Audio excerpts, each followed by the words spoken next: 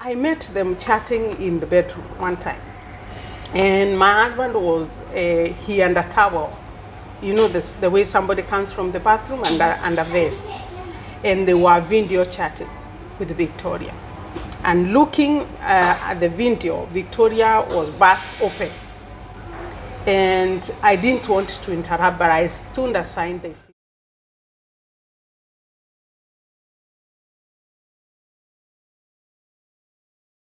Hi guys, karibuni sana katika Hugura Show UK. Kwa majina naitwa Shiru Stuart na siku ya leo ndirahugurira guku mwena wa Slough, iri guku mwena wa London, na nimekuja kukutana na mama. Nataka tuwafanye hii show either in English ama Swahili ya.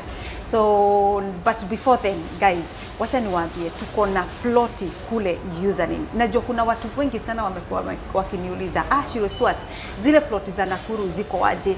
Guys, those plots are still there and it's a flexible payment. Guys, if you want those plots, na ziko karibu sana na barabara kutoka Nakuru City towards where the plots are. It's only 15-minute drive guys, na kumejengwa sana, kuna stima, kuna maji, na like I said, it's a flexible payment. You can choose either to pay in 3 months, 6 months ama 1 year.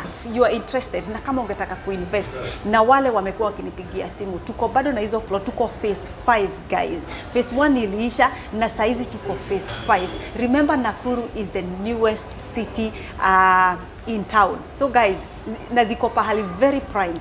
Guys, if you want to invest, chukua hiyo namba ya simu, wapigia, waambie umetumwa na Shiru Stuart. Without much ado, let's get into our interview of today, and we're going to welcome our guest. Her name is Rachel. Now we're gonna get to hear more about her. We're gonna get to know where she comes from. We're gonna find out, you know, like what she has to tell us today. So Rachel, karibu sana. Thank you so much. Let us know who Rachel is. Yeah, thank you very much, Shiru, for giving me this chance. I'm really humbled because it's in a very short while since I told you I want to have a chat with you. And I felt this because I've been so quiet. I've been dying silently. Since these things that tend to happen to me, I've not had somebody to talk to and to share and remove them from my heart, because a problem shared is like a problem solved. So it's a great relief to give me the chance. My name is Rev Rachel. Most of us know I'm a reverend. And I'm born in a place called Kaibo in Maua area of Meru County. I grew up as a girl who loved Christ, and I was very strict with my salvation. And God called me into ministry when I was very young. I started preaching, and up to the time that I finished my high school, I went into ministry. After theological callings, I met my husband in school, and we got married shortly after school. We served in Kenya in many circuits, and until we felt we need to go far, and you know, like Shiru, many would say we came to serve, but at the same time we came for like greener pastures, where you can afford, you know, few things that you could not afford while in church back in Kenya. So in 2015 we came to UK. But before we came, we had our son who was 14 years, and that is the stage where we put them into a state of being into adulthood. That is what we call kutairiwa in Kiswahili. And we had to take our son to a place called Nyambene Nursing Home, where that rite was performed. And you know, it's because it's a man thing, I didn't frequent that place so much, but my husband, the father of my children, used to go there. So one day before the pass out, that is the graduation day, we went with my husband. I don't know whether to call him husband now because we are not together, but we went together, and he introduced me to a girl who was a nurse. She's called Victoria. She's told me this lady has been taking care of our son. In fact, she's a friend to my son. Meet her. And now the lady said, told us, now because I know you're going there where you're going to UK, please remember me. I'm a nurse, I would want to come and work there. When you go, remember me. And from that point, my husband took the phone number for that girl. And so in he your had, presence? yeah, in my presence, she took the number because honestly, it's not her alone. Any Kenyan lady would say, mkienda munikumbuke. So there wasn't any deal. After all, I've been told that this is my son's Fred. So I didn't take anything. So is it the girl, Victoria, who asked for the number, or is it your husband who took? No, it's my husband. When Victoria said, mkienda munikumbuke, my husband says, can I have your number? Okay, so it's your in husband my who asked for the presence. number. Yes. Okay. So that went like that. We did our arrangement and we came to UK. Thankfully, when we arrived, we were settled very well. And because it is him who was had the invitation, he continued with his work while I was the housewife in the house. And I stayed in that state for 2 years before I got something to do. And Victoria continued to call and ask, what are you planning about? He would call even when we were in the table room eating. How are you? How have you gone? How is everything? She would ask. Sometimes she continued to call, how far have you gone? Have you got anything for me? She's calling your husband She's now. calling my husband, not my son and not me. Sometimes it would just be somewhere call and they talk, and my husband would come with the phone. Oh, Munene, that's our son now, firstborn son. Munene, come and talk to your friend. My son would just look like, you know, boys. Why would she talk to Dan rather than me? You know, my son would pick the phone and talk little things and leave the phone to Dad. He would also call my daughter. Okay, come and greet Monene's friend. And my daughter would go and say hello, and that's it. From here, Shiru, I just want to say a few things that have flowed from that time up to what led to what is happening now. Because as we talk, they are planning a wedding. And the wedding is only less than a month to go. And their wedding is just here in UK. So I'll just let my viewers to flow with me and see these events. I would call them red lights or red flags, which I saw. But because of the trust that I had with my husband, and because I wanted peace in my family, I just let go. Or sometimes when I did something about it, I wouldn't reach far because my husband was defensive in that manner. And this, when I said, first of all, when she continued to talk, my husband would bring the phone to the boy and to my daughter. And then I would ask myself, that is red flag number one. Why is she never asking to talk to mom? Number two, Shiru, whenever she had to talk to my husband, he would ask, what are you doing about my coming? Every time? Every time. And now this time, my husband responded and told her to go and do the English test. And she instructed her where to get it and how to go about it. So she tried to do that English test, and she would report back whether she has failed or passed. These are things that she would do even when everybody is hearing. So this was after how many years? Like 2 years. 2 years after 2 years after. settled. Yes. Okay. Umepita mtihani? No. Have you passed? No. The red flag number 3 is when my husband had to instruct a minister Fred to help Victoria to pass her English test because she had failed like 3 times and now she needed some tuition. And I believe that friend is listening to me now and she's a testimony. And my husband told her, please, I'm sending Victoria to you so that you may, because you had already passed your English test, so that you can help her to pass her English test. And I sat and asked myself, why so much concern? Why are you so much was your into husband it? telling you that he's the one who is paying for the English test? I realized that I did not know if he was paying for the English test, but for the tuition. Okay. The tuition which he instructed He paid the for minister, it. he paid for it. Right. I don't know, the tuition can be a bit expensive. Yeah. So he paid for the tuition. And that the girl went and visited that minister, and they took it together, and he took her to the tuition, and she was tuitioned. But unfortunately, she did not pass. So it continued like that. Another red flag, Shiru. One day in our bedroom, my husband asked me, do you know how much nurses are paid in this country?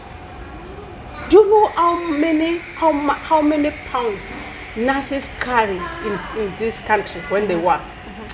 I say, yes, darling, I know. I know they have a lot of money. What I didn't ask myself is, does this husband of mine want me to be a nurse? So in this all time, yeah, it's now two years down the line since you settled in the UK, yeah? Were you working? I wasn't working this time. I was just helping in the house, supporting them and whatever. So he asked me, I said, yes, I know it's a lot of money. But then at the back of my mind, I would ask, does he want me to be a nurse and live, because I've not yet started working? But then if he wants me to be a nurse, why would he not tell me? And why would I leave my calling to be a nurse? I didn't come into this country to be a nurse. After all, there was a choice to be a nurse before we became a minister. I brushed it off. And then I told myself again, maybe he's preparing me that our daughter, we can continue encouraging our daughter to be a nurse. And I didn't know behind him, he answered me. Another red flag, Shiru. In the same bedroom, he told me one day, now because Victoria has failed so many times, she has failed the English test, would you rather opt us to invite her as a friend to come into this country, then she will find her way out? I asked him, how will that happen? He asked me, if you would allow me to use your statement, your bank statement, because my bank statement has a lot of debt and yours is a bit cleaner, we would use your bank statement and have her as a visitor, and then she'll have her way. I went back to myself. I was in my real senses, and I stood my ground. I said, darling, look at me. Over my dead body, Victoria would. I say, oh, I knew that's what you would say. I knew you were a very jealous person. I don't know why you hate this girl so much with passion. Another red flag, Shiru, is I met them chatting in the bedroom one time. And my husband was, he under towel. You know, the way somebody comes from the bathroom under vest. And they were video chatting with Victoria. And looking at the video, Victoria was burst open. And I didn't want to interrupt, but I stood aside, they finished. And then I asked him, darling. You waited for them to finish? Yes, I waited for them. I actually went out and came back again. But I asked him, now, because you tell me this is Munene's friend, as a father-in-law, now, assuming now it goes well with them, as a father-in-law, is this how you would present yourself before your daughter-in-law? He said, listen, you like hurrying things so much. I said, okay, I go down. Tell me what was. He said Victoria had a conflict with the boyfriend, and they were fighting. And when you look at people who are fighting really, maybe the boyfriend tore the buttons of the shirt, and that's why she was burst open. I was put in the box, Shiru, you know. And so when she was screaming, and she called me right when I was from the bathroom, and I came and had to answer the phone the way I am. So I was put in that box. That really, they were fighting with the boyfriend, that's why she's burst open. And I am from the bathroom. And because of the trust that I had with my husband, I had to believe. But then at the back of my mind, I was asking some questions. that finished like that. We quarreled a bit, but you know, when I ask so much, he would go on top of his voice, and I don't like shouting. I don't want quarrels. I want peace in my home. That one went. Another red flag. They were chatting in the table room. Another thing, Shiru, which confused me, to think that there is nothing, is because they would do it open when everybody is seeing. And they were chatting in the table room, and my husband undershot, and he and his leg up the stool, and Victoria was there. And I asked him, now, I sat there, they finished, and I asked him, what is this that you talk with Victoria so much? I think it's getting too much. I think, darling, you won't put our marriage into trouble now. He told me you worry about very little things. He told me this girl has a lot of stress. One, she has trouble with her mother, who is a stepmother, and another thing, she has trouble with her boyfriend. And so every time you see me talking to her, I'm canceling her. And then I asked my husband, why are there no pastors in Kenya who can cancel her? And he told me, you know, according to our training, counseling training, you know, we trained as ministers together.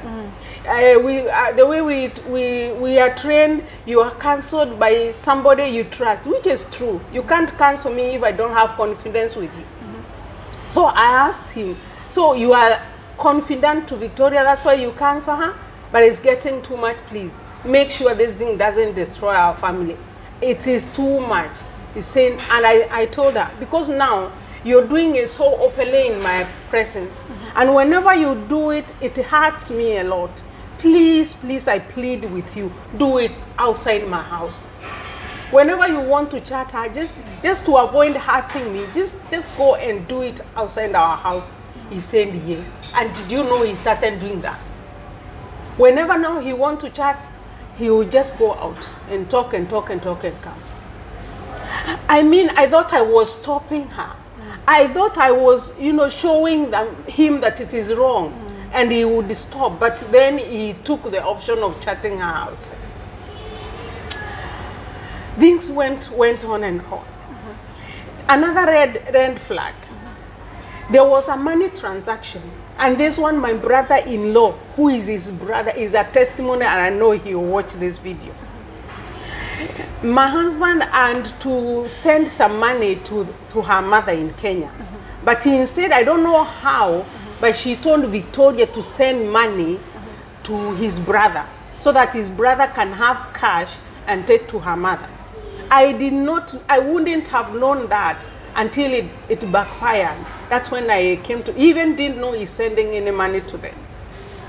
So how it backfired is, my sister-in-law, who is now the wife to his brother, saw a message from Victoria, M-Pesa message. It was quite a lot of money, you know. He saw that amount of money in his phone, and he asked his husband, who is this sending money to you?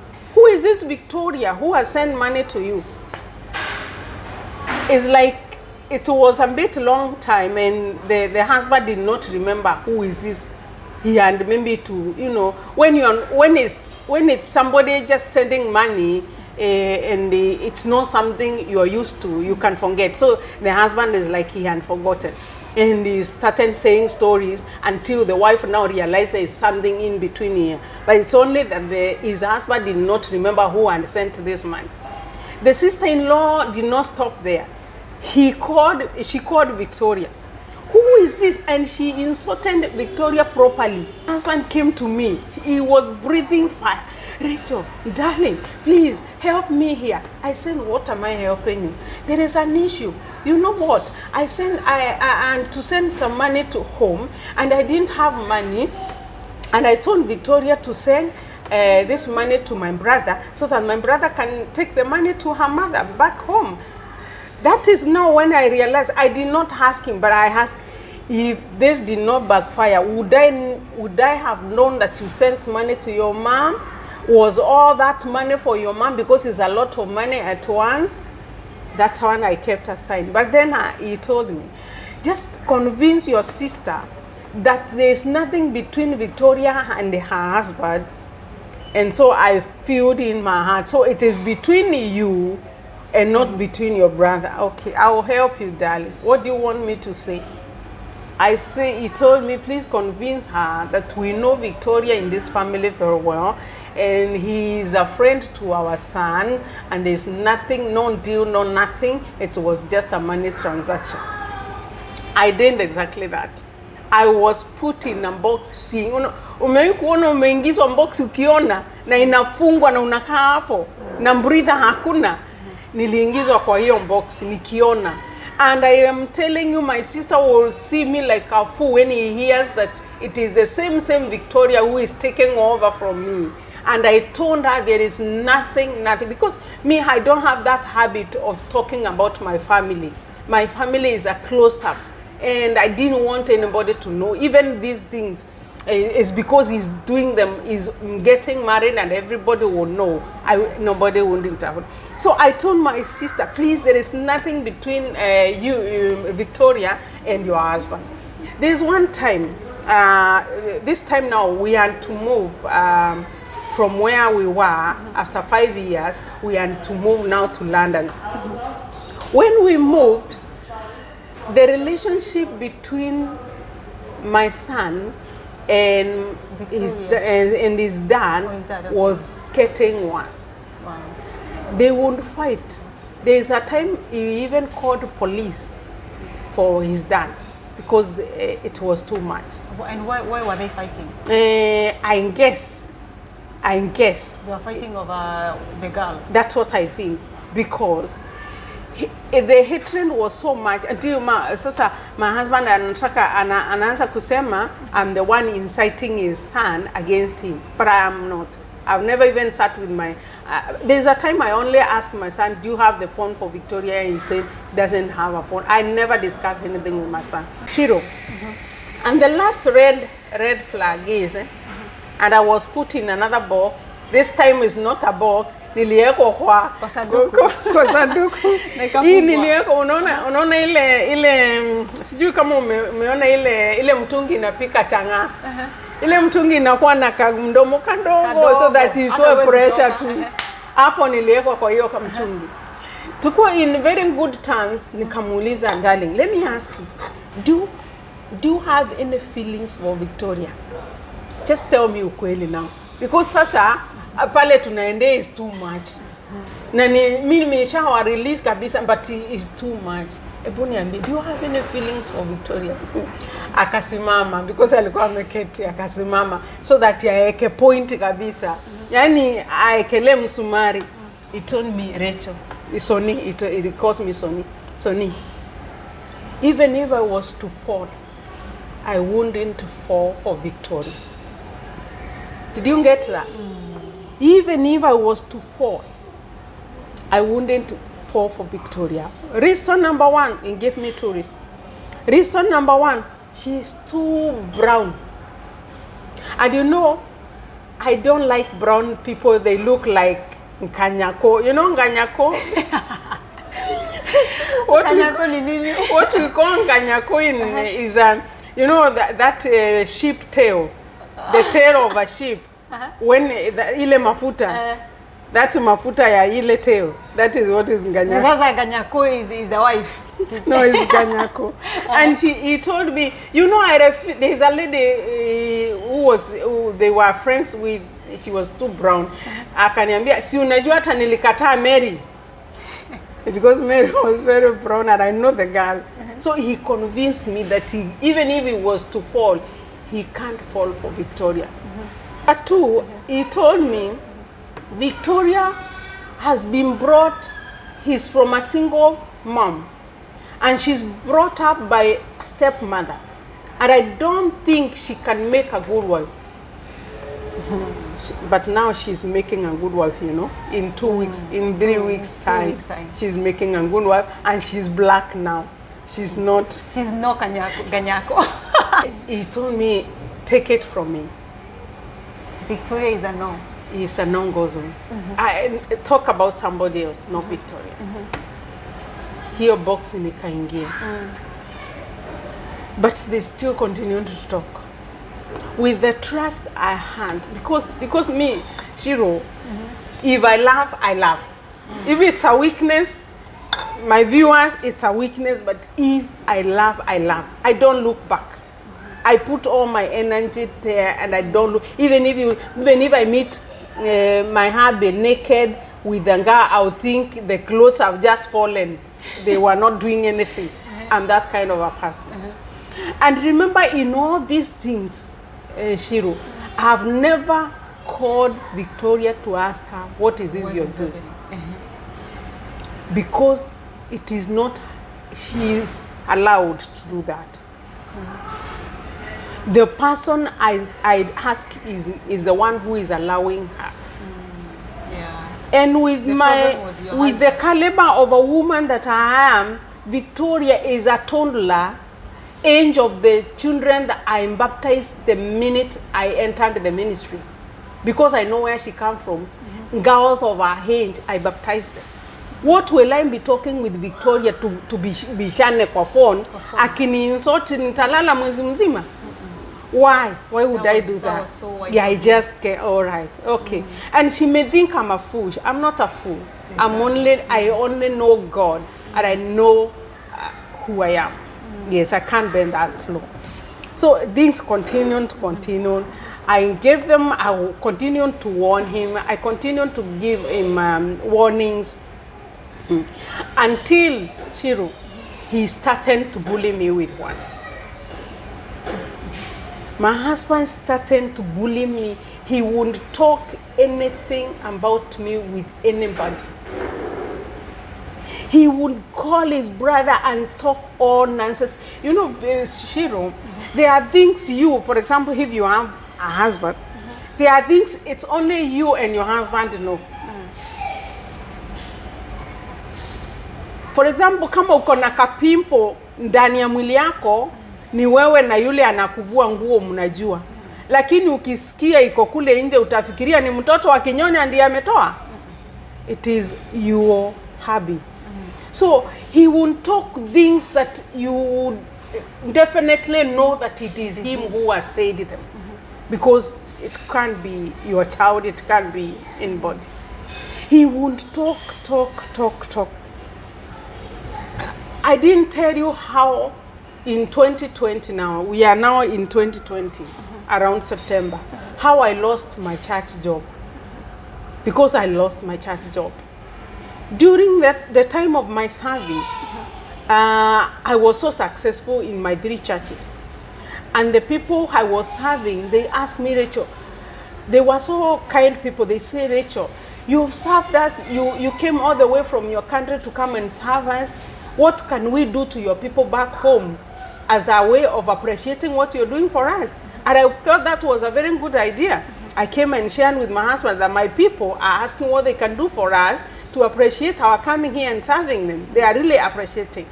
And we decided we are going to tell them to dig for us a borehole in Kenya. And it didn't, they started, we gave them the budget, and they accepted the budget, which was around 4 million Kenya shillings. And they raised that money, and the borehole was dug in one of our plots in Mariakani. Number 2, it was time in our church when we were debating about accepting the gays, the LGBT. The church was debating whether to accept or not to accept, and this debate came down to the churches, and so we had to debate. Fortunately or unfortunately, I was in the front line of saying no, it can't be, because one, my church back home, Kenya, the Methodist Church in Kenya, has not accepted it. So even representing my Methodist church back home, why will I accept it here? Number 2, my faith itself could not allow me to say yes. You voted, but without my vote. Do you know he took offense over that? Because my senior was a great supporter for that. So when it came to renewing my contract to continue serving, he wrote it's not a nice letter. I wouldn't say it's a banned letter, but he did not recommend me to be stationed again. That's how my job went. We argued, we said this is racism, but they didn't listen to us. And I told my husband, now if they have taken their job, let them take. But I didn't know he wasn't supporting. He was supporting me by mouth, but in between he didn't support me. The reason why I am saying he did not support me is because when we moved now to his new station, where I have moved now without a job, and he has moved to a new station, that's when now he was calling his brother. And he told his brother, you know, huyu mama, hata nimekuwa mama, ameachishwa kazi because of tamaa yake. Sijui alienda kuongea, is like, I went to talk openly about things that I don't like. That's what I hate my job. Number two, Shiru, on top of my work, after coming to London, now because I didn't have a job, I started to do care. I started to do care just to supplement, because to supplement the work which was lost. So he told his brother, hata ameanza kufanya hizi kazi za kupanguza watu matako, hiyo ndio kazi anafanya huku. Mungu atampanisha, atawapanguza mpaka sijui forever. That made me feel very bad. Kazi yangu imeisha. The church hasn't given me work. I'm applying to other churches, yes, but I can't keep quiet. I've got loans that you, my husband, know we have taken together, but in my name, for our projects, but you don't want me to work, and you're going saying that I left. God is punishing me to be wiping people's buttocks. Alisema hiyo openly, nilikuwa naisikia. One time I met them talking and I had to listen. Everything. I had to listen. Because the reason why I had to listen to him talking is because whenever that brother called, my husband would go out and answer the phone outside. Whenever he called while we were in the bedroom, you say, I'll call you later, I'll call you back. So I sense that there are things he's talking about me and they don't want me to hear. So this one I hand it completely. So now I've lost a job.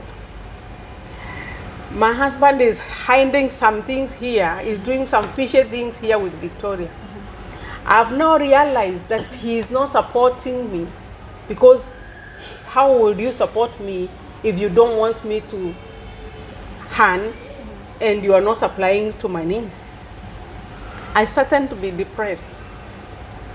And when I say I started to be, I realized I was depressed one day in a care home. I did a mess that the manager called me and said, Rachel, you're gonna resign from this work.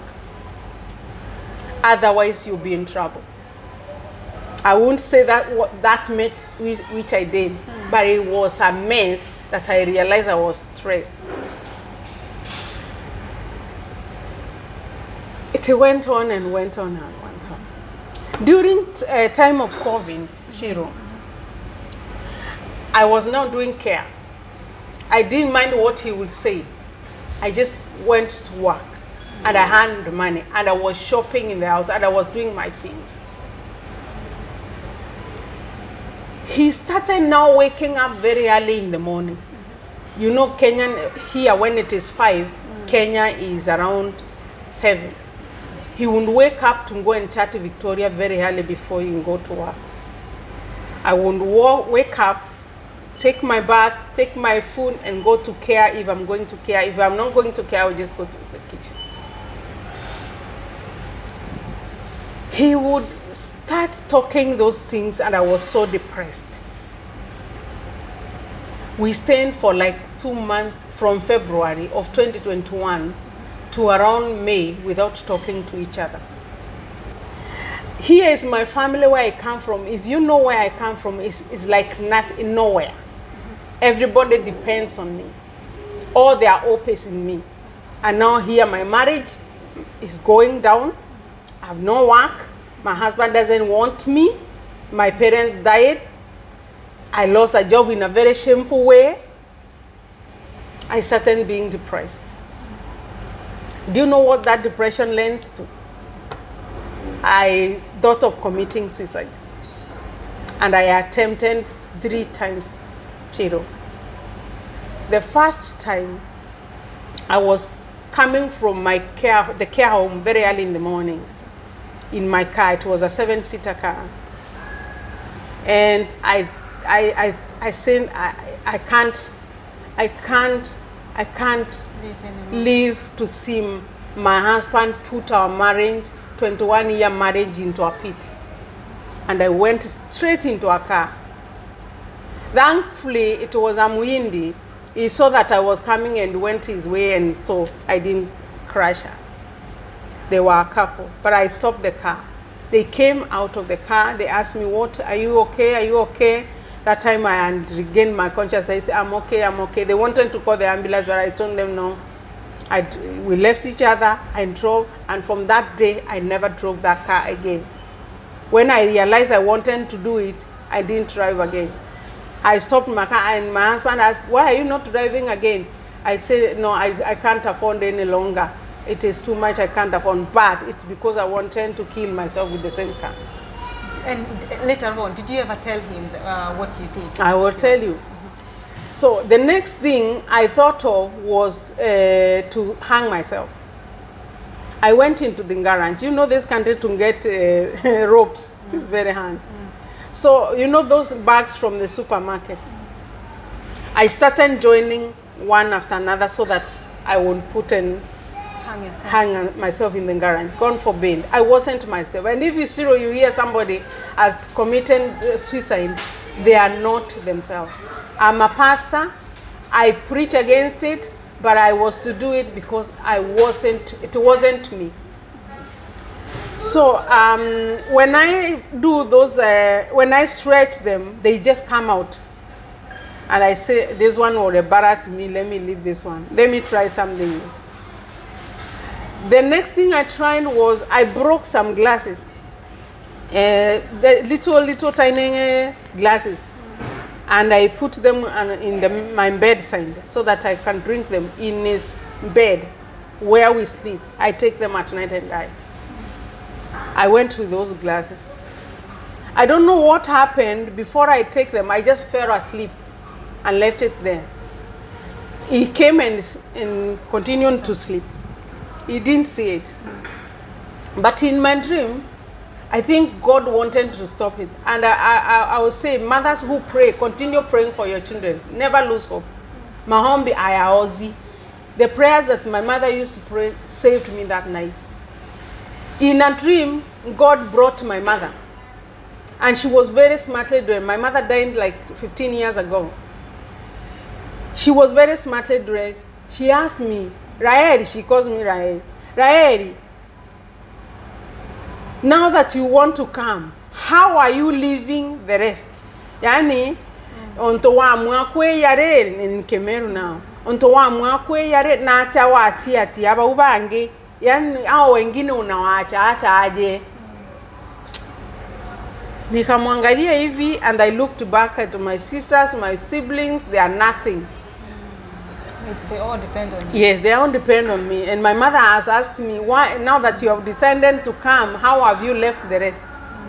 In all this time you're going through this, have you ever thought that, because you're a pastor, have you ever thought that you could share it with somebody? A friend? Or maybe your sister?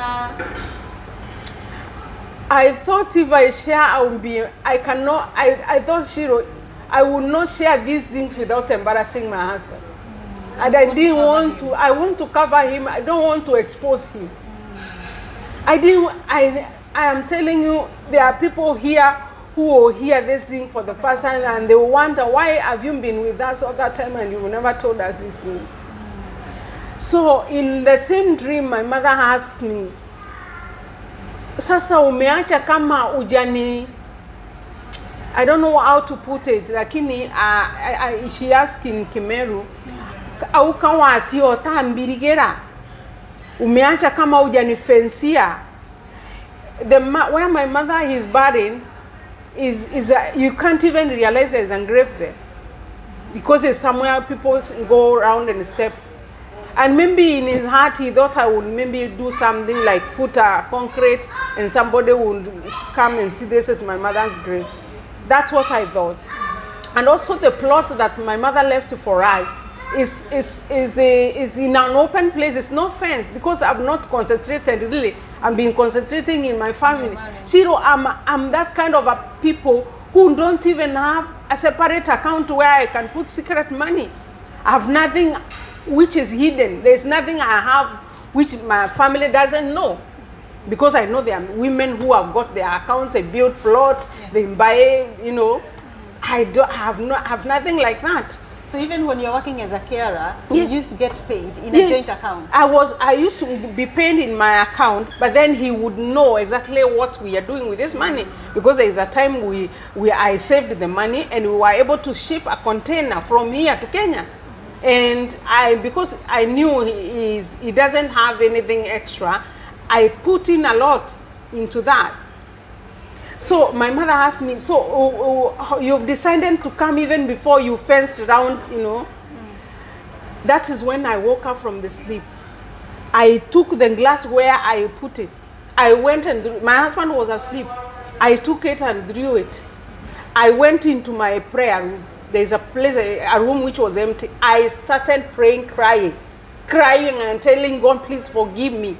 Please forgive me, this is not my option.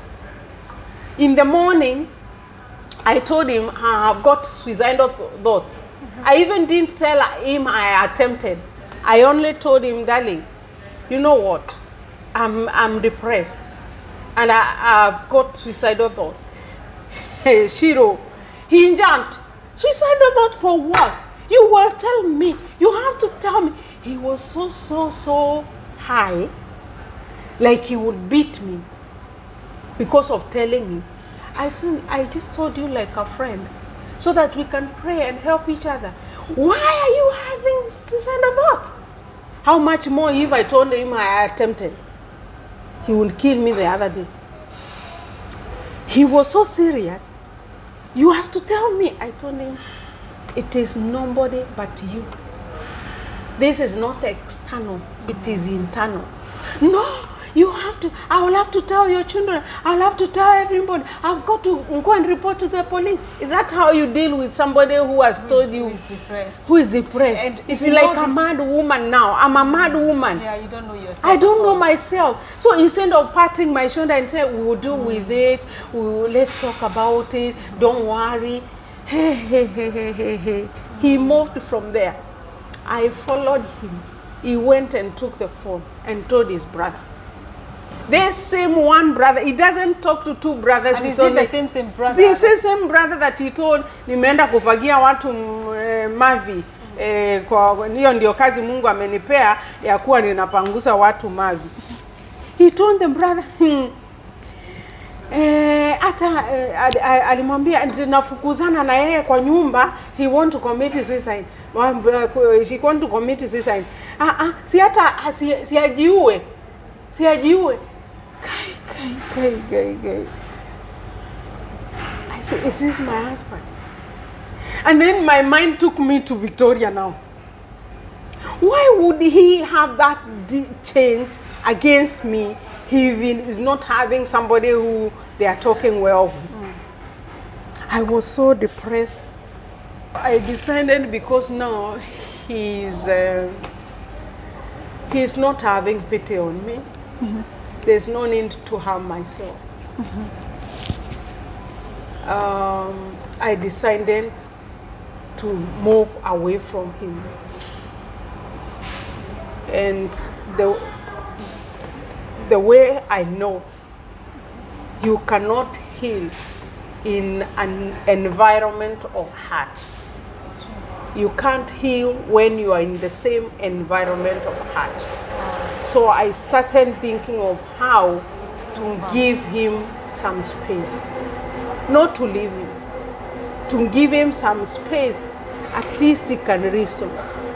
And to avoid even talking to him so that he can know that even if I laugh with him, even if I assume like I don't feel it, I'm feeling it right in my heart what he's doing to me.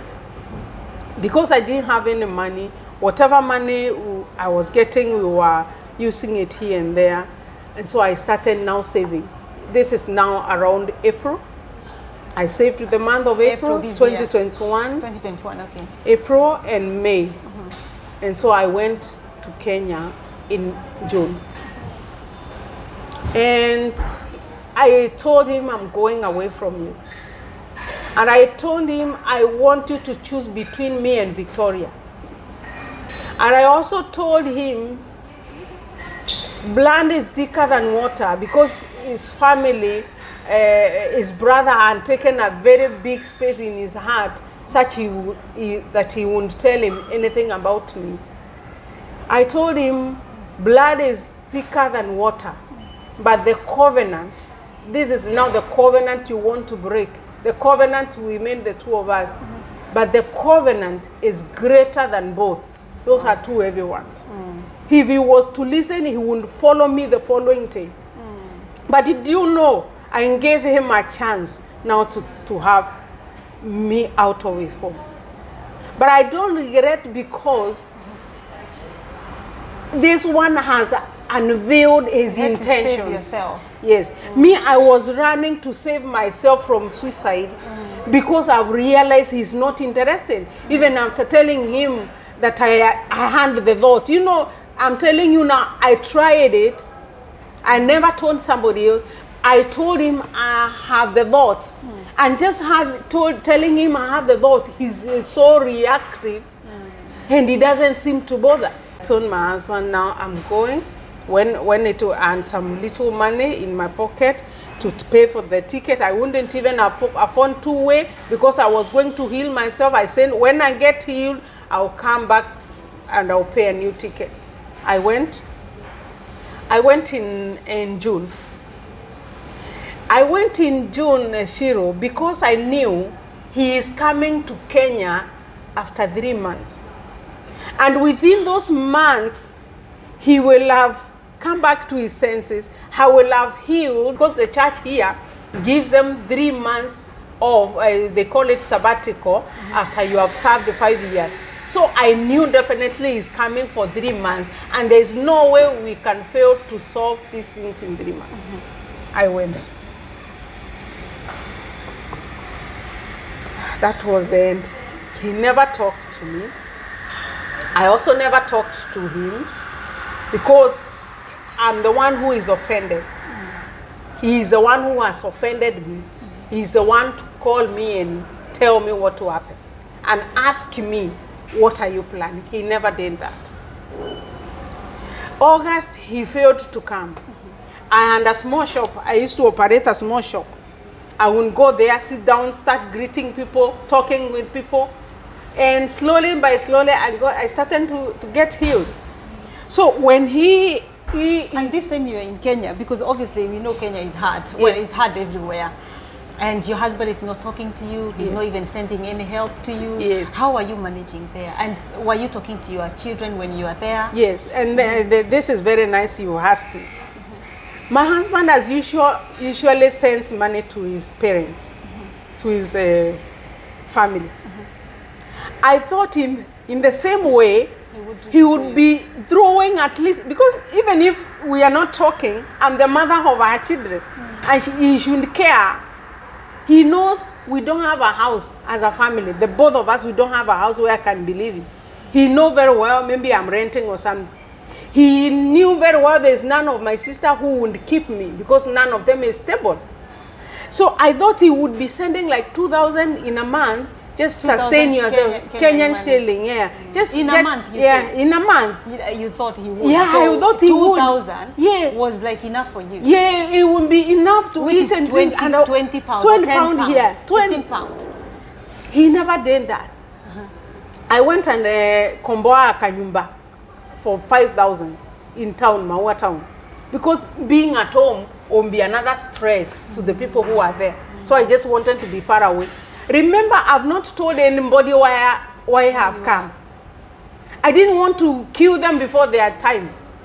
So when he was supposed to come in August, he did not come. He maybe postponed. For reasons I do not know, he did not come, because I was talking with my daughter. I was chatting with my daughter, video chatting. with my daughter. Even when he's there in the table room, he wouldn't say, wacha niongee na mamako. And this time, did your daughter know that your things are not going well? She didn't know. Maybe she wouldn't guess. How old was she then? She was 18 that time. Wow. She would maybe guess, because why wouldn't I chat with her and not say, let me talk to dad? And why wouldn't daddy not say, let me say hi to mom? So maybe she was reading in between the lines. He delayed. Do you think that, you know, she was getting affected and she didn't want to tell you? She could have been, because later on she was like also she entered into another depression. Zero.